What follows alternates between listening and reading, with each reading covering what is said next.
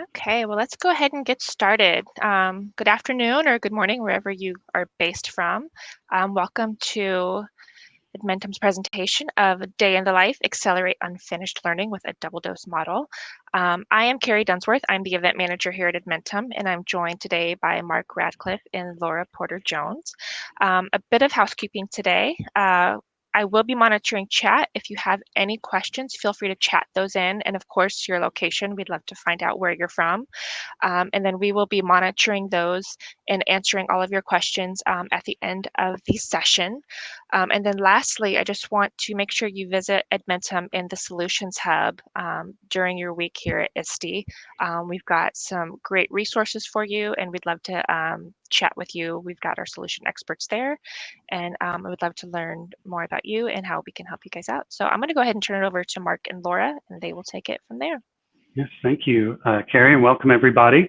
As Carrie said, please feel free to chat in questions as you go. I started with a question of my own, which is your location and favorite taco restaurant. For those of you that came in not a couple of minutes early, we had discussed that Taco y Taco in Las Vegas is my personal favorite taco restaurant. But the subject of our time here today is to talk about really supporting those students as they come back into schools with that unfinished learning that we all know so well at this point. And we'll talk a little bit about what we're calling the double dose model. First of all, Edmentum, our mantra is educator first. So as we look at our time here today, what we're really putting in your hands are tools that educators can use to help them be more effective in their classroom, to do more of what they're good at, and take time off their plate to things that they don't need to spend a bunch of time on, because there are other more fun things for them to do. And that kind of brings us a little bit to this double dose model. I know there's a lot on the screen here that you're looking at. I'll kind of walk you through it. I'm also going to share in the chat a white paper that it's based on from Edmentum too, that you can review in your own time. But the basic idea here is that for those basic skill areas, so from math and ELA, as students are coming back and have a significant amount of unfinished learning, what we're recommending is that all students have a double dose of instruction in those key areas. And it really revolves around this cycle of looking from a grade level content lens of those grade level skills and topics that you need to complete within the pace that you need to complete them. And then moving through a cycle of assessing mastery of those topics, using that data from those mastery assessments to do flexible small grouping, and then assigning priority topics and reteach topics that are needed to keep the students moving. Now, that all is teaching. I mean, those are the things that you've been doing for years. And what we're recommending here in the middle, as you can see in the green, is layering in individual learning needs at all times in the classroom as you teach. And we'll dig into this a little bit more detail of what we're talking about, and specifically how this is different than some more traditional RTI or MTSS models that you might be used to. So dose one in the double dose model is that on grade level standards-based instruction. Dose two is that more targeted instruction. And when we look at Edmentum, the two programs that work hand in hand to make this happen are Study Island, which covers the areas in the blue of that assessing mastery, formative assessment, and then Exact Path, which is designed to target instruction to the individual needs of any given learner. Now, we're going to look at this through three different areas, three different challenges or recommendations that we have for you as you look forward into the next school year. So first is to think progression. Think that you're going to be moving all the time, moving forward with your students, using the spiral that we'll describe in a little bit more detail on a daily basis. And then third is embedding SEL. So these are the three things that we'll look at over the next few minutes. The first one, we look at progression. There's an article, I'll drop it here into the chat too, and it's something that I've been really pondering a lot since I saw it, and you may have seen it yourself. It was from the 74 million, and it talked about the idea of what it called learning acceleration. Now, Laura will give us some thoughts on that here in a second, but to give you the literal description of what they're saying, those of you that have used RTI or MTSS before, the common setup is students go through grade level instruction in the classroom, and then they have a secondary period of time where they go through quote unquote remedial instruction or intervention periods. What this study actually showed is that teachers that spent more time dipping down into prior topics in class in the moment saw better progressions through grade level content than students that were pulled out into those remediated classes. So when we use the word learning acceleration, what we're actually referring to is the idea of keeping your progression moving by doing differentiation in the moment. Laura, I know you had some takeaways from this article too. What were your thoughts on this? Definitely. I'm a little nervous about the word acceleration as somebody who spent an awful lot of time working with both students who were differently abled and those who were identified as gifted and talented. Accelerate tends to make us think faster, faster, faster, when I think what we really need to consider is that sort of steady progression. This goes back to your basic Piaget. You plan it, you do it, and you review it. There's nothing that's rocket science here, okay? And I find it interesting that there are multiple research studies, not just the one that Mark posted in here.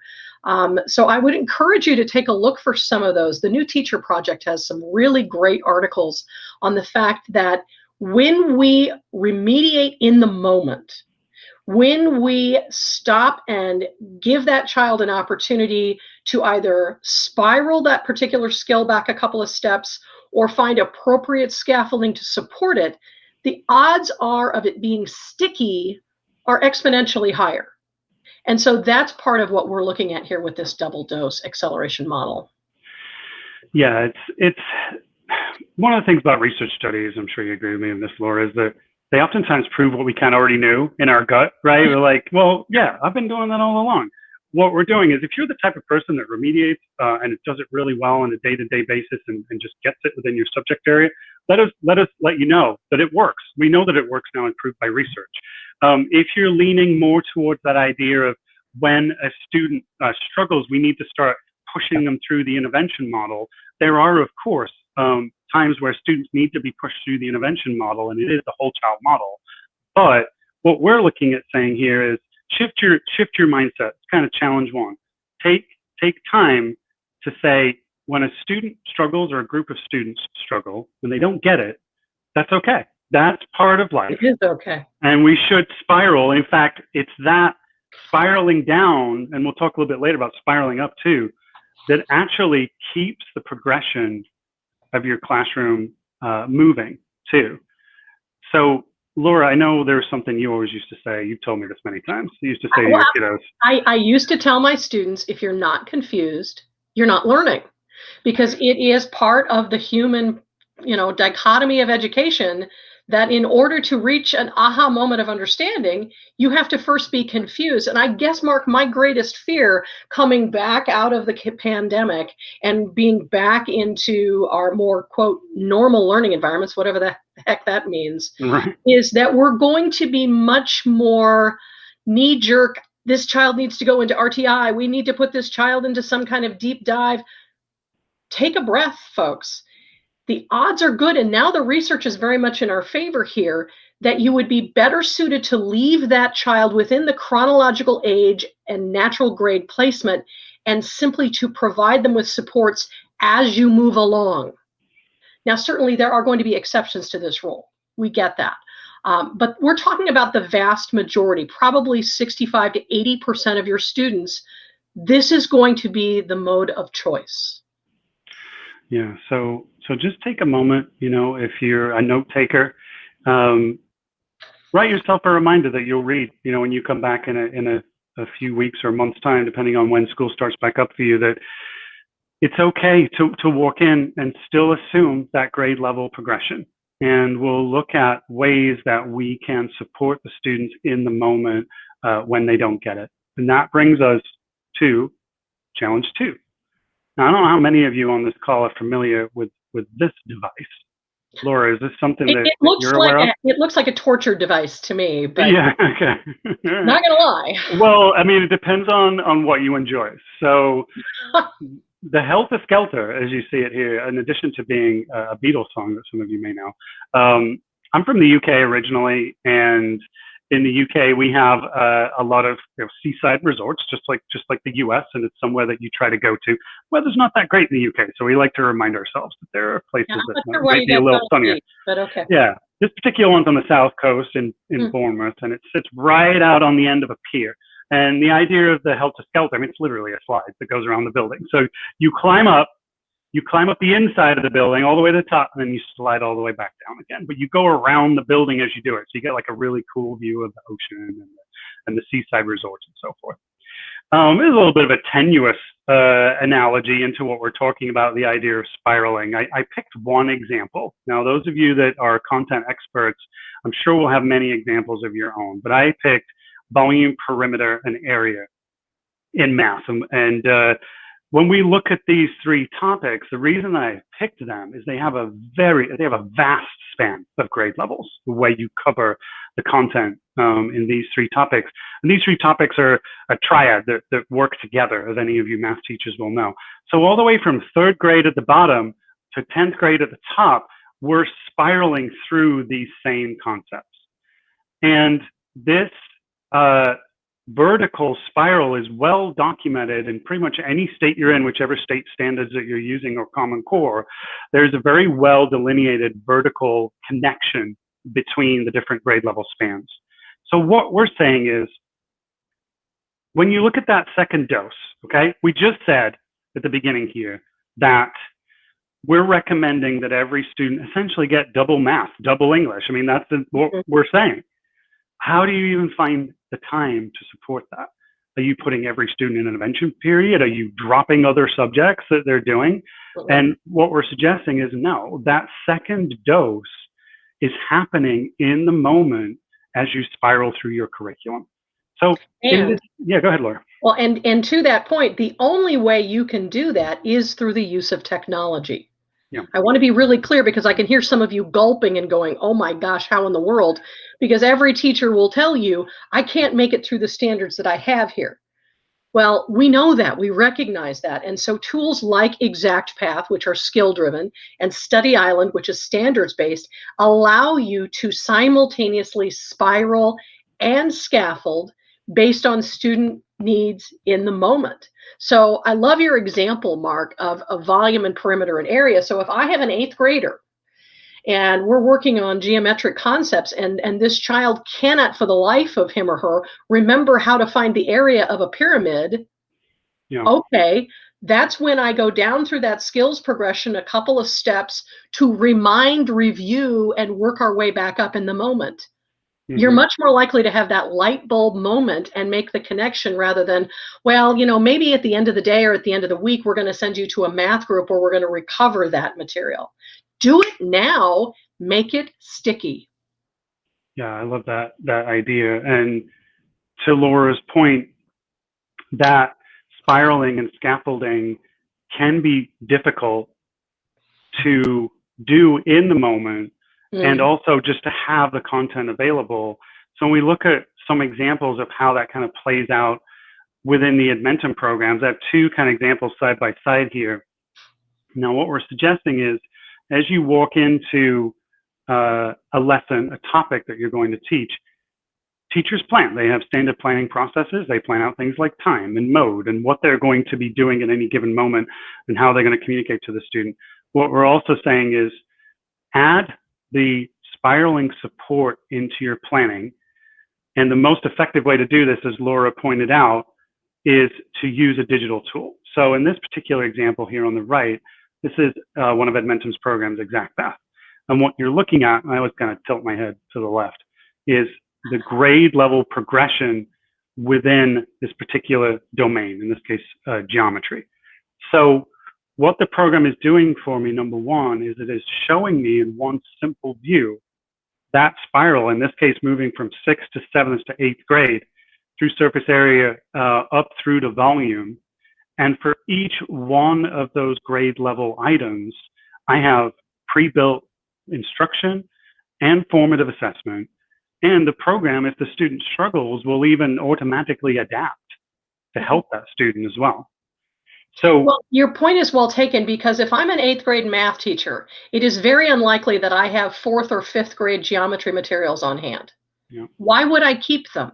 Okay, I have my on grade level content, but if I have a student who is still trying to struggle through area and perimeter to 6th grade level, a system like this enables me to yank content in the moment and push it out to that student without missing a beat. So if I need a video, I need a worksheet, I need instruction to keep the flow of my classroom progressing forward. Or if I have a student who has it, but they don't quite have it, they're in that confusion moment, I need to give them practice. I need to give them more problems to try it, and then try it again. That's where Study Island is going to be the tool of choice to really make that impact, because we know that unless you have successive attempts at that practice, again, you don't make it sticky. Yeah. And the illustration I've given here for Study Island on the left is just kind of an example, but I've got Illinois and Indiana standards up here, and I can see that I can quickly skim through the entire K-12 sequence, find whatever content I'm looking for to practice the students on, and assign it literally in the moment. I mean, we're suggesting here that you make this part of planning. So it's like, okay, I can see the spiral, I see the content. Let me preload an assignment before I go into a topic that's there, and I can deliver in a sort of preview review model where in the moment I bring it up, I've got it pre-assigned, I can bring that concept up and say, okay, here's the prerequisite content. Or if you're lucky enough to be moving more quickly and you're spiraling up the grade levels too, maybe you're sitting here in 7th grade and you want to move up more towards volume, you can push the students ahead too. They can study that either rotation-wise in your classroom at that time, or maybe when they go home or in their study hall, or if there is an intervention period whole school, they can look at it there too. And one other example that I thought of too is you've got the ability for a student to teach another student. If you have a student who has just locked onto that concept, why not empower them to translate that knowledge into one of their peers in the moment? Yeah, that's a good call. It makes me think, you know, in ExactPath, there's grouping tools as well, where you can literally look at the data and say, where do the students fall, and kind of inform those groups. Now, we know of our 3 challenges here today. We'll talk about our 3rd one here in a second. This is probably the one with the biggest lift. You know, we're saying, okay, you're going to walk in, you're going to keep on your grade level content, but you're going to be prepared to spiral down and up. And we know that that's a lift. It takes time, it takes thought and planning, and it takes a lot of materials. That's why, as Laura so eloquently put, we're putting these 2 tools in front of you, ExactPath here on the right and Study Island here on the left, because it's literally pre-built and ready to go, whichever set of state standards you're working with. So it really takes that piece out. So you don't have to create a bunch of content, you don't have to even organize a bunch of content. Just spend the time doing what you're good at, which is teaching, scaffolding, really working with your students. So as we kind of transition, we're doing good here time-wise. As we look at what we've talked about so far, it's talked about having a progression mindset. When the students struggle, it's not a bad thing. It's not a time where your default setting should be send them to an intervention period. It's a time where you can be excited about the fact that we can keep progressing and move with our on grade level content by doing the next item, which is that quality spiraling. Being prepared and having a good tool in your hands that can support that movement up and down the grade levels quickly. Now, the final one is the idea of embedding social and emotional learning. Now, we've talked a lot here about academics. Well, let's spend just a couple of minutes talking about what really makes us be able to be successful in academics in the first place, which is having students in that right mindset to begin with. And Laura's really our SEL expert here, so she's going to take the helm. Well, I would much prefer if we were able to look at embedding the SEL from the very beginning of this, because my argument is that none of this is possible if I have a student who is functioning in a place of high anxiety, depression, whose coping mechanisms are just not in place. And so, to my mind, this is all amazing and wonderful academic stuff. But unless we consider the social and emotional component of this, we're not likely to get to all of the students that we need. So what I would like to share with you is a couple of direct examples of how you can tie the SEL to that core academic. Now, let me be clear. Any SEL is good SEL. If you're already working on it, if you're building it yourself, if you're downloading materials or you have a program in place, good for you. Thank you for doing that, because that's absolutely critical. But here's the piece too often I see schools missing, is there are meaningful ways to tie it to the core. So here's a really easy example for littles. I taught kindergarten for several years at the beginning of my career.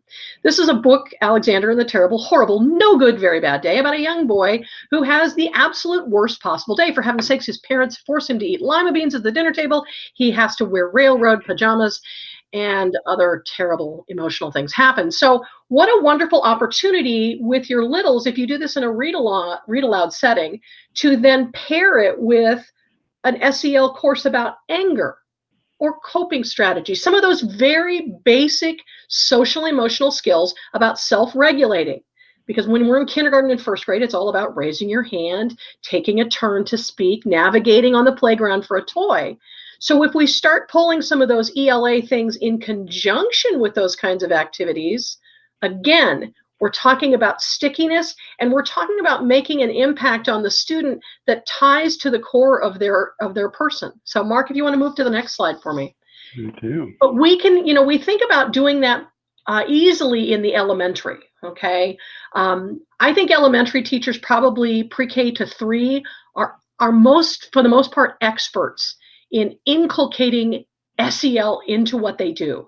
We do morning meetings and we do calendaring and greetings, and we talk about feelings. But once we start getting to 3rd grade and past, we've got so much stuff to do that we tend to forget about it a little bit. So again, think about ways to embed your SEL program into your core. And I know I've given 2 ELA examples here, but you can do it in math, and you can do it in science, and you can definitely do it in social studies, okay? So consider, if you will, if you are in middle school and you're teaching a novel that has some difficult themes, not only this book, but Of Mice and Men, I Know Why the Caged Bird Sings. We're going through a great renewal of conversation about social justice in this country right now. And along with that, there's some amazing literature from the Latinx and the African American communities and world literature. But these themes bring up all kinds of emotions with students. And I, as a teacher, was not equipped. I'm not a mental health practitioner. I'm not a psychologist.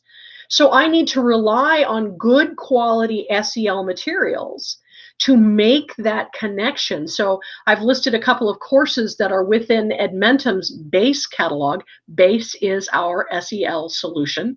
So using those cultural implications within families or restorative practices, and walking students through some of the positive mechanisms that can come out of these sorts of discussions. Really, really powerful stuff. And again, going back to that research, when we tie the social emotional component to the academic, the chance of longevity of that standard or that idea or that theme lasting multiplies exponentially. Yeah, I know.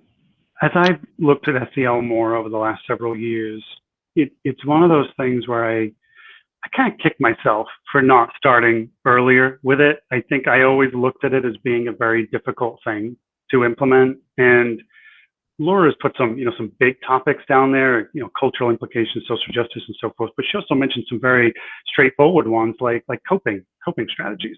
I have a 5-year-old, and she knows that a way for her to deal with difficult situations is what she calls alone time, where she's like, I need to walk away from the situation, and I need to do something over here on my own. It took me not much more than a few minutes of instruction to yield what has been, at this point, months and months of time of her acting in a much more controlled fashion when she's put in stressful situations. And I kicked myself, number one, because it's like, wow, I didn't realize it would be quite that straightforward. There's obviously like people that have differing levels of need, but it took me very little time to start her down a road of having coping strategies. That was reason one. Sure. And I was like, I could do this in a classroom all day long. It's literally just a few minutes here and there. I can support. So the next time the student is stressing with a math equation, I can help them with the math equation, but I can also help them deal with the stress of stressing out about the math equation. When I use something like BASE, the other reason I kicked myself was because she has better coping strategy skills than I do. And she's 5 years old. And it's because I didn't take the time to look at it and how it would be useful to me as an adult as well. Mm-hmm. So the final thing I would say as we come out of this third one is, these are great pieces to bring to your instruction to help with your learners, but you'll be surprised at how much you benefit from them as an adult as well. Indeed. So, go ahead. You have a final thought, Laura, on that? That's one of the things we recommend, is that any of the courses in the BASE catalog can not only be used with parents and members of the community, but they make superb professional development for your teachers and staff. And heaven knows, coming out of this pandemic, teachers are anxious. Teachers are trying to struggle to find the right coping strategies. So bring it on. Bring it on. So we, of course, our time is limited. We have a couple of minutes here at the end to take any questions that you have. Feel free to start chatting those in. And thanks for your taco recommendations, those of you that put those in. We'll take those too if you have more. But the three things, just to recap, that we looked at is a mindset piece at the beginning of, it's okay and it's actually expected for students to not be able to just always every day progress that grade level. That's okay. What we're recommending in those moments is, instead of thinking of it from where are they and totally adjusting your structure of your teaching, continue that beat of your on grade level work and spiral down daily. And that's where you use that digital tool. In this example, we showed you Study Island and ExactPath to really support with that spiraling, because it can show you the spiral and it can give you all of the content and assessment that is needed, and it's quickly available. And then the last one, which I put it last because of what Laura said, is like, it's really the linchpin to everything. It's like, this is your takeaway, is you can and should embed SEL on a day-to-day basis. You can really supercharge that learning, keep that beat going as well, because when students struggle, they know how to deal with that struggle because you've taught them those concepts too. So embedding that SEL is our last challenge. So what questions do we have? We can keep those. I think we just have a couple of minutes left of our time. So if you have ones to chat in, now's a great time to do it. Kenneth had Taco Sinaloa. I'm hoping I'm pronouncing that correctly. Where is that? Oakland. Oakland. I'm not familiar with that at all. Heather, Cabo Fish Taco. I have actually been to that taco place in Charlotte, and I can confirm it is good.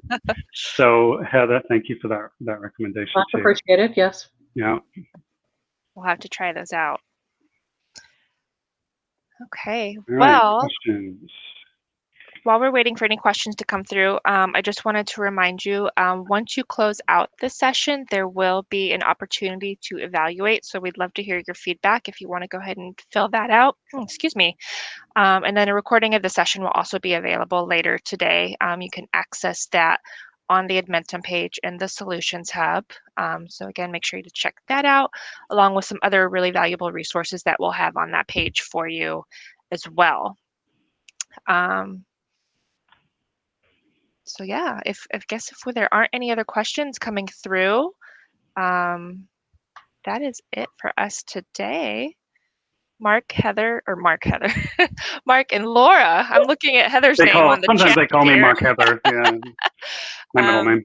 Thank you so much for presenting today, and we'll talk to y'all soon. Thanks, Carrie. Thanks, Laura. Take care. Thanks. Bye, everyone. Sorry about that. I was looking at Heather's name at the taco thing. That was fantastic. It sounded like you called me Mark Heather, like it was like a hyphenated name.